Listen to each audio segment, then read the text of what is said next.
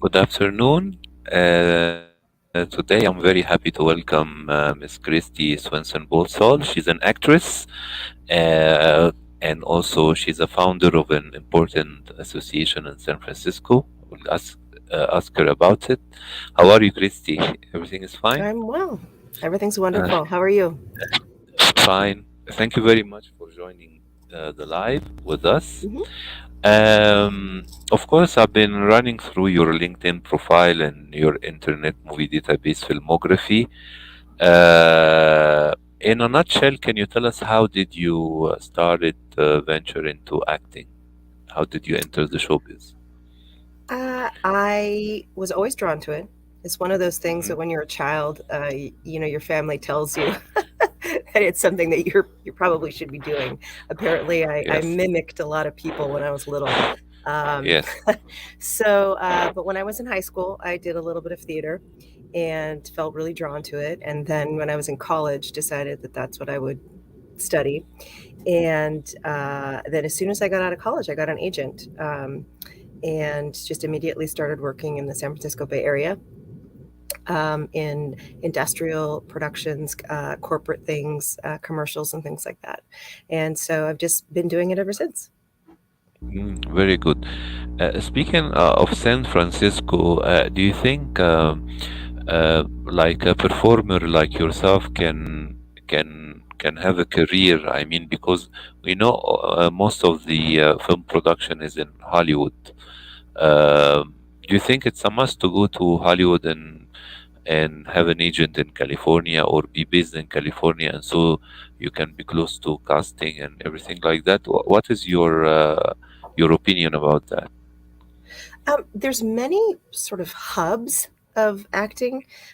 There's Los Angeles, New York, Chicago, Yeah. Atlanta, London. I mean, they're really all over the world now, and Mhm. the internet has really changed, the business and the ability to do what's called a self tape, which is where you audition and you record your own audition, and then you Yes. submit it digitally, has just made the world so much smaller that you can really live anywhere now, and you can just submit your work, for if you're requested, even if you're not requested, for a part. So I don't think you have to live in Hollywood anymore.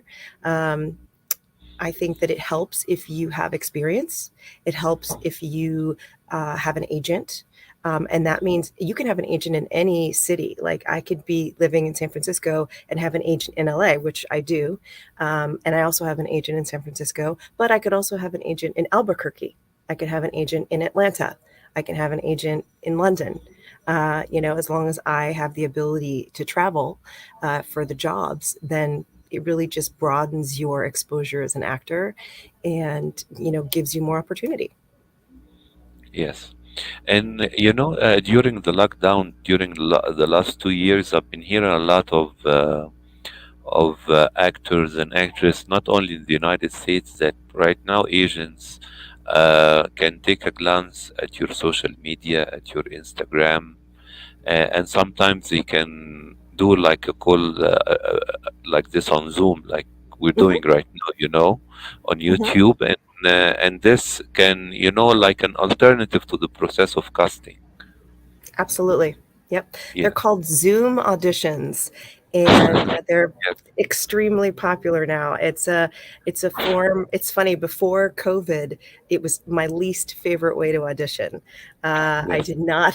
I did not like Zoom auditions at all. It was difficult to figure out, where should I look? Should I look into the camera? Should I, pick a point of focus? It was a very sort of difficult way to audition, and now it's Should you wear something a you have to mask? master. What was Should that? you wear a mask during the Zoom call as well? Yes, luckily no masks during Zoom Yeah. calls. Yeah. So, but yeah, now it's the standard. Usually, the self-taped audition is the first thing that you submit, and then if you do a callback, it's this way via a Zoom audition, and that's industry standard. So. Yes. Um, of course, Chrissy, I see you've been doing short films, documentaries, you talked to me right now about your beginning on stage and also films.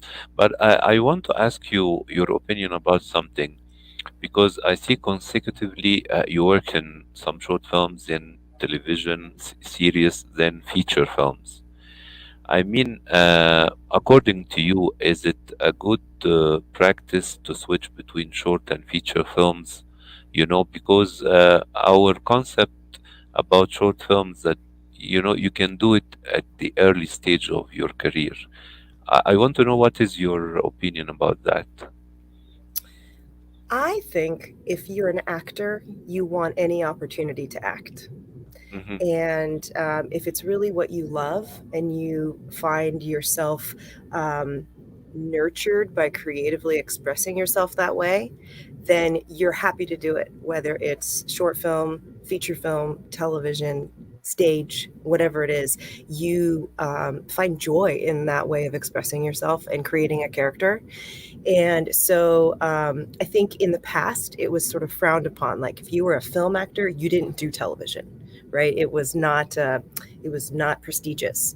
And that has totally changed with the advent of YouTube, with the advent of streaming services. That is gone. That does not exist anymore. And the Yes, same is true with, I think, if you'll see now, there's a lot. If I'm sure since you're a film critic, you've seen many of these short film festivals. of A course. lot of times they'll hire a name actor to lead a short film. And so it's fascinating because you know you go in to see this tiny short film, you're really not expecting much, and then there's a famous face. And so I think now there's really no rules anymore. People are doing what they feel like doing. Yes. If the script moves you, if the script touches you and you can get it to the right person, you can get anybody to do your project.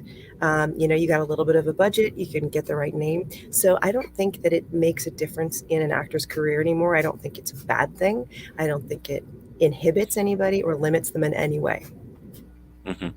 Yes, yeah, we spoke, about San Francisco and California, and on your biography, it mentions that you founded like an association called Bay to LA Actor Network. It's Mhm. on the internet as well. Bay to Yeah. LA Actors network.com. This Mhm. is its west. Well, tell us about this initiative. So it's one of the most important things being an actor is that you have to build a network of connections. I mean, this Yes, is a relationship business, it's a collaborative industry, and you have to get yourself out there. You have to create, visibility. And so, one of the ways you do that is by meeting casting directors, and if you're not being called into audition, which at the beginning of your career you often are not, you have to find ways to meet them. And one of the ways you do that is by doing workshops or classes with these casting directors. They get a yes, sense of who you are. And when you meet them, either online now or in person, they really get a flavor of who you are, what energy you bring to the project. And that is a yes, way for them to start seeing you. What talent do you have? Who are you? And when you get a chance to work with them, you start building those connections in Hollywood. And that is the beginning of the path for you, yes. when you start making those networking, relationships. So I created an organization that it's essentially creates events for, it started being just for Bay Area actors, San Francisco Bay Area actors, to meet LA based casting directors, so that they could start to network with people in Hollywood so that it could start to build their careers, and Yes. then give them a sense of feeling more confident when they moved to LA that they had a sort of network there. Mhm. And now, since COVID, everything's pretty much gone online. I do have some in person events happening now, starting again, but a lot of it's online. And it's just wonderful because you can, meet the casting directors, you can work with them, you start building that relationship with them. And whether or not, they bring you in for an audition, which is, I mean, that's always a wonderful thing.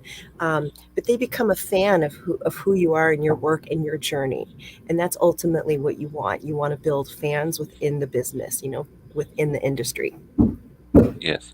I see the last work, according to the filmography. It was Warpath, Mhm. like 3 years ago. Mhm. So tell us about new projects you've been in, something we're going to see soon. Well, let's see. I didn't have an agent for a couple of years. My Yeah. kids really struggled during COVID. Yeah, And yeah, so I really just kind of pulled back from working to focus on my family. of And course. so now I just actually got a new agent in LA in January, and just started getting some auditions. So I don't know. We'll see what comes about from that. But I had an audition for a pilot in January, and This is great. just yeah. So we'll see. So I'm sure Yes, the things will start turning again. But yeah, of I course. figure Yes, there's always going to be work. I try to come from an abundance mentality. There's always going to be work. There's always going to be new shows created. I mean, this is a huge industry and there will always be yes. work. And as an actor, you never age out of the business. There's always going to be something for you. Maybe you're in a different category, but there's always going to be work. So if you just keep that attitude, you will draw it to yourself. Mhm. Speaking, I'm very happy that you have a very positive vibe regarding finding work. Also, that we know a lot of actors and also young people who would like to venture into the business. But I want to tell you something. According to my experience, I have accounts in many platforms on the internet, and Hmm. sometimes I got connected myself. Some people would like to cast me Hmm. thinking I'm an actor. So this is like a proof like we should be very positive about landing work, although that there were a lot of challenges in the last 2 years, not only in entertainment. Absolutely. Yeah. Yes. But yeah, I mean, there's Mhm. work for Go ahead. everybody. There really truly is. Yes, this is great. Christy, I want to ask you, maybe as a performer and you worked on different medium, uh, if you have some kind of a dream project or a dream role as a performer, as an actress, you would like to do on stage, in cinema, on something you like to do in the future. I would love to. I've been writing a lot for the last few years, Yes. and trying to create my own show. Um, Mhm. and I would love to be a showrunner. Um, so that's something I'm actively working towards. And I meet with some writers every week, and we encourage each other. And I have one writer friend has created a pilot, and another friend is writing a feature, and so we're really, working at that because I do believe that we all have stories to tell, and that creating your own content, finding your own voice, is really, really important as an artist, and that we all have something to share. We can all learn from each other and just find something within that. And so, but yeah, I would love to. I would certainly love to be a series regular. I think every actor, that's their dream, to be, have a regular role on a show. Um, Yes. and yeah, so those are my goals. I would love to, yeah, play one of the big roles too on Broadway, off Broadway, something like that. Hedda Gabler, or one of those things would be fun too. This is great. Christy, I would like to thank you very much for this quick interview.